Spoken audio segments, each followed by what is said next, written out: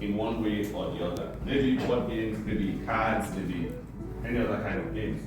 But I'm sure because of your generation, maybe most of you are on computers, right? Always on the computer, playing all of some of these games. And all of you, how many of you played chess before? Oh wow! So I'm not talking to novice. So we all are smart people. So and of course, so we're gonna be talking about just why this chess is important. Why? Why do we have to learn chess? What is the benefits, or what are the benefits? Because there are a couple of benefits that we're gonna get from this lecture today. Why is it important? If you have not learned it before, can I see if you have not learned it before? I'm happy to coach you. Yeah, that's fine. It's nothing bad. I started playing chess, I think about how many years ago? Maybe more than 30 years. More than 30 years ago, I started playing chess. So I can tell you, I'm not sure who is the best here in terms of the chess, but I'm happy to challenge anyone. If you feel you are very smart, you can have a game afterwards while you guys also learn the game. And then we'll see, because I used to play with clock. You know, like you play and then you press the clock. So I'm pretty much confident about my chess skills. But let's just talk about, for people that are not familiar with chess, and people that know how to play the chess before, just to be able to know what are the various kind of benefits that you get in chess. So one of the things that it boosts your memory. How does it boost our memory? It boosts our memory because you will have to remember the moves. You will have to remember the moves. How does the pawn? So, for example, this is how the chessboard looks like, right? So this is a little one. There are bigger ones. There are bigger versions of this. But technically, the elements in this chessboard, for example, are the same. All the elements are the same with the bigger ones. These are the pieces. You have the pieces. One is black and one is white. So, and in here you have a couple of items which are different. You have the pawn, you have the rook, you have the bishop, you have the queen, you have the king, kind of section. So which I'm going to still go through maybe much later when we start practicalizing the chess itself. But so you have to remember how each of these items, how do they move? How does the pawn move? How does the rook? So you have to remember. So in such a way that you remember, what happens is that at the end of the day, it will also help your retentive memory. How, when you study for school, I'm not sure, you guys are all in high school or middle school? High school? High school, middle school, yeah. So anybody in school will have to remember something. Everybody has to remember what you were taught in school, right? So if you learn chess, it's a way for you to be able to help you preserve your memory, because you're going to be remembering what your teacher taught you in school, so because you will have to remember how to move some of these pieces, right? You have to know how the rook moves, how the bishop moves, how the queen moves, and things like that. So you have to remember all those moves, the rules and the patterns. For example, how does the knight? How does the knight move? The knight moves in a L shape, right? All those kind of things. So you have to remember. So, and it's important for you to remember all this so that you can be able to win the game. So it improves focus. So when you are playing chess, what happens is that the chessboard is going to be right in front of you, and your partner is going to be at the other side, and you're going to be here, and then you put it right there, and you are focusing. You are focusing on the board, you are focusing on each of the pieces, because you have to pay attention to each of the pieces, such that your opponent doesn't take your piece, because by the movement, maybe you're going to lose a piece to your partner. So it kind of it improves focus. It improves your attention span. It increases your attention span such that you can be able to focus for a long time, thinking, solving problems. This world is all about problem solving, And the last speaker that just spoke about AI. AI has been used in different ways, right? As whether good or bad. While he was talking, I got an email from somewhere. I have some of this platform, and it says letter from the editor. You know what happened today?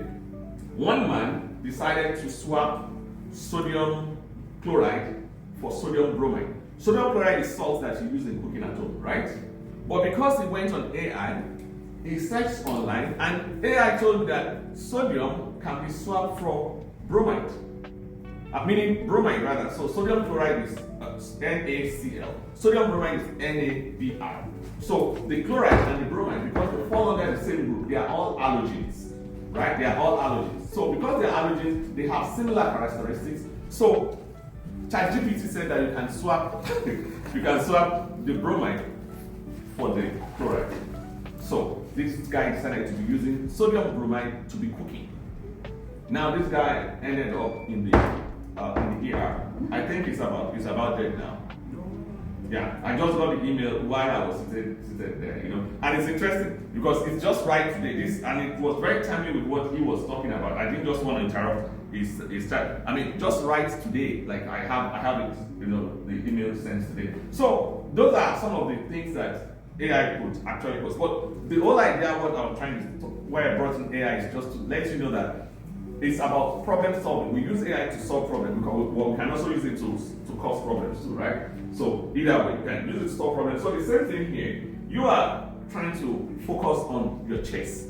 And your chest, you are trying to solve the problem. You are trying to make sure that your opponent doesn't take your pieces and things like that, because if he moves and then take your pawn or takes your rook, you're going to lose your piece. So you don't want that. So you want to focus. So it increases your attention span. It increases how you think, how focused you are. So that's one thing. As a student, she represented the university, and guess what? She studied mathematics. Yeah, she has BSc mathematics, Bachelor of Mathematics, Masters in mathematics, then PhD doctorate in statistics, which is also mathematical. So it helps you to sharpen your mathematical skills, because when you are taking a look at this chessboard, you are having all the pieces. What these pieces in front of you, what they do is that they are telling you, okay, you have to move this one, you have to move this one, and you are in your mind, you are doing a lot of things. You are trying to calculate, what if your opponent moves this? What happens? You are doing a lot of permutation and combination, while your opponent is also thinking. So you are thinking, your opponent is also thinking, everybody is thinking on how to solve a problem. So in a way, it improves your mathematical skills. You kind of get that mathematical feeling when you are playing chess, because you're like, okay, what if? I'm not sure if you have done this in mathematics in school. Logic. Have you done logic in school? Logic? Not yet. Okay. So maybe when you get to university, you're going to be taught logic. So logic has to do with what if as an assumption. They are all assumptions. So that thing is what you're going to be doing when you're playing chess. What if your opponent moves this? What will happen? What if? So in terms of the mathematical skills and logistic skills, that's what it helps you with. So you don't be surprised if you know how to play chess. I can bet you almost 100% that you will be good in mathematics. You know how to play chess, right? How good is your maths? Don't mind me. I don't mind to embarrass. It's not that good. But I can tell you that it can be better, because if you can play chess, that means that you are the one not doing your bits, right? Not that you are not smart. If you can be able to play chess, then you should be able to be very good in mathematics, right? So I want you to cast your mind on the chess, and with the hope that, of course, it will sharpen your mathematical skills. It teaches you patience. Patience. If you're struggling with anxiety, for example, play chess. Because you have to wait for your opponent to play. You have to wait. You can't play before your opponent, right? Your opponent has to play, and then you play in turns. So it patience. And also you have to think about what move are you gonna make. Because you have to think. And when you think, you have to think before you play. So it's about patience. You have to be patient. When you are playing chess, you have to be patient, because when you are waiting for your opponent to think, and you are also thinking, and then when you have to play, you also have to think. So it's about kind of patience. You have to be patient. You have to, relax your mind, relax your nerves, and make sure that everything is okay before you make any move. It builds your confidence. You are confident. You are more confident of yourself. You are sure of yourself. When you are asked to come to the podium, for example, to come and make a presentation or to come and talk about something, you will not be stage shy. I'm not sure if you know that people will be stage shy. Like, you can't walk up to a stage to talk. Like the way I'm talking, and some people cannot do it because they are shy. So all of these things will kind of build into your confidence if you play chess, because you can be able to walk up tall and be able to say, okay, talk confidently. And of course, when you play the chess, it also increases your ability to play the chess more. So you are even more confident in the chess itself, if not only in your skills. Yeah, it's a fun way to make friends. Networking. Like today, I'm sure that you guys are not from the same parents, right? Different parents, different neighborhoods. Now you are here together to be able to make friends, to be able to connect, to be able to network, right? You'll be surprised that maybe by playing chess together today, maybe you're going to meet whoever you played with again in future, and it's going to be because of the chess that you played. So it's a way of connecting, it's a way of networking. The chess kind of brings us together. While somebody is playing, the opponent is also going to play. There are some people who are spectators who are going to be watching, right? They are also thinking. They are also part of the game in one way or the other. And at the end of the day, everybody gets connected. Everybody becomes kind of friends, and then we can take it up from there. You learn from losing. How do you learn from losing? Tell me. You have played several games, so can somebody tell me, how do you learn from losing? Yes. Yeah, you learn from your mistakes. You learn from your mistakes, and this world is about. I used to tell my students that it is not bad to make a mistake. What is bad is repeating the mistake. Then that's when it becomes a mistake. Right? It is not bad to make a mistake. It's not bad. But when you now repeat the same mistake again, then it makes it a mistake. Right? Because it's as if you have not learned from your previous experience. So the same thing with chess. What happens is that when you make a wrong move and then that move hurts you in one way or the other, let's say your opponent is able to take your piece or probably wins you because of the wrong move. You don't want to make such moves again. You kind of want to learn from it and such that you can build on such a mistake so that it doesn't happen again. It's involved a lot of adventure because you're trying to make I can play 5, 6, 10 games and I don't make the same move because the person I'm playing with, what is playing is different from what another person might have played before. So every game that you play, each person you play with, they are different. Even if I play with you the second time, I'm not going to make the same move. I'm going to make a different move, different from what. So it's a game of fun. It's a game of adventure, and anything that is adventurous like that is fun. I'm not sure if you like adventure. I like adventure. I mean, I drove from here to the States some 3 weeks ago. I drove to Virginia, 10 hours. That's because I like adventure, and I will drive and park after 5 hours or 3 hours. I slept at Pennsylvania, and then the following day I drove from Pennsylvania into Maryland, from Maryland into Virginia. So I like adventure, so I like chess also. So the same thing with playing chess. You're gonna love it. So I'm just gonna leave you with that while we kind of practicalize the game. But before we leave, before I leave the stage, if you have questions, feel free to ask me. We're going to talk about how each of these pieces, how they move, but it's best done on the board, right? Because we cannot just be talking in theory. It has to be practicalized. So we're going to try out these pieces, and there's a way they are also arranged. You have to learn how they are arranged and also know how they move. So if you have questions, please feel free to ask me. I'm here to answer your questions. Questions? I know a bunch of you know how to play, so if you know how to play it already, it's even good, so ask me questions. But if you don't know how to play it, ask me questions. I'm happy to answer the questions. I can ask you questions, right? I can ask if you are not asking. Yes, no?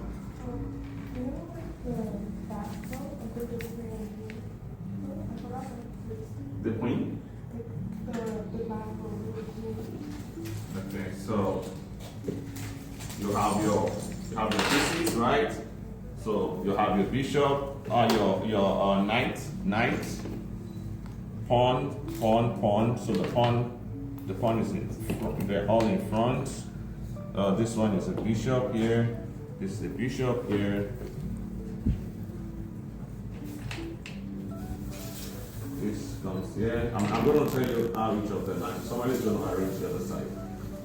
Yeah. Okay, so this goes here. Okay, so yeah, so this of course is your. A lot of people call it differently. I know what you call it. Is it also rook? Rook. Okay, so perfect. And this is your knight, the one that has the os shape. It's like an os, and it only moves in the L shape. The rook can only move vertically and horizontally. You have your bishop. You have actually two bishops, just like we also have two knights, two rooks. You have two bishops. So your bishop can move diagonally. Can only move diagonally. You have I think this is your queen. Your queen is like the most powerful, like the Queen of England. You know what I mean? So the Queen of England is very powerful, can move like almost, except it cannot move in L. This can move vertically, horizontally, diagonally, wherever. It can move, but it cannot do L shape, meaning the queen. The king is to be protected, always. Because the king is extremely lazy. Why? Because it can only take one step at a time. it can't move so much. So it has to be protected. You have to make sure you protect your king always. It has to be shielded. Almost all the time. You have to make sure that your king is protected. So pretty much those are the pieces you have on the board. So you have two rooks, two knights, two bishops, one king, one queen. And the other person also has that. So, and these guys, the pawns, those ones can only move either one step or two steps, depending on when you are playing. So they can only move one step forward or two steps like this. So, but when you're going to exchange, you will be exchanging. If you are taking our O piece, for example, let's say our O piece is here and you play here, she can take it diagonally. She'll take you off diagonally. So, yeah. So, I guess the best thing is for us to try and practicalize this and see if we have been able to learn anything. For people that know how to play it already, it's fantastic. I'm happy to meet anyone that knows how to play that is extremely good, so the person can beat me.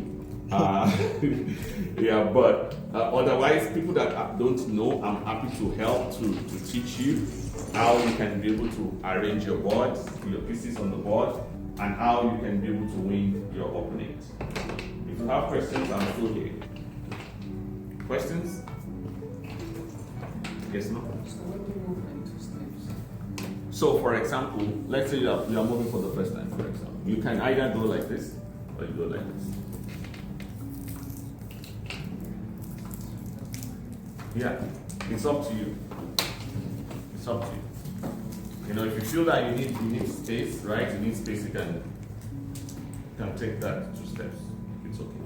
So you can be able to move your pieces out.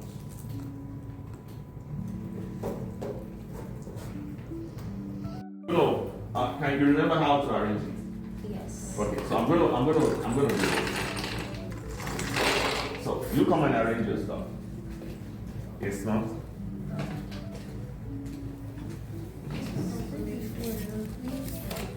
I'm not good at it. Yeah, I think so. It depends. So the queen is supposed to maintain its pulse. Yeah. So some people will switch it the other way around, but the queen is supposed to maintain its pulse. So if it's white, it's supposed to be white. If it's black, it's supposed to be black, depending on what this guy is supposed to do. What is that? Gas can I connect on both sides?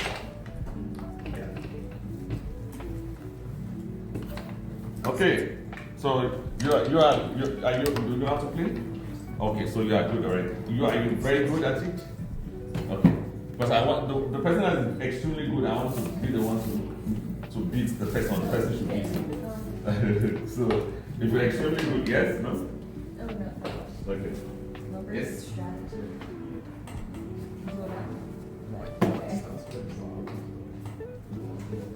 Yeah, just one. I don't know. Yeah, can move up. Can. Yeah. Can move up. Yeah. Oh, no. Wait, yeah, you can. Okay, so the queen can be here. Check it. Remember, anytime you're playing, your queen should maintain the color. So if it's on white, if this is white, it has to be on white. If this is black, it has to be on black. Yeah. Okay, so the way it works is that you can decide to move one step or you move two steps, right? So for example, I can advise you, like, let's say you move two steps, then she will play that. So you can also, you can decide to either move, yeah. So then another thing you can do, what else can you do? Well, you have to have a plan. So that's the point, that you must have a strategy. It's not just about moving the stuff. You have to think of what strategy you're thinking of. What exactly is your motive? What do you intend to do? So for example, I can tell you that you can move this L shape, so this moves in L shape. So that's why, okay. She can also move something. If you want, she can also move. Yeah, go ahead. No, go ahead. No, I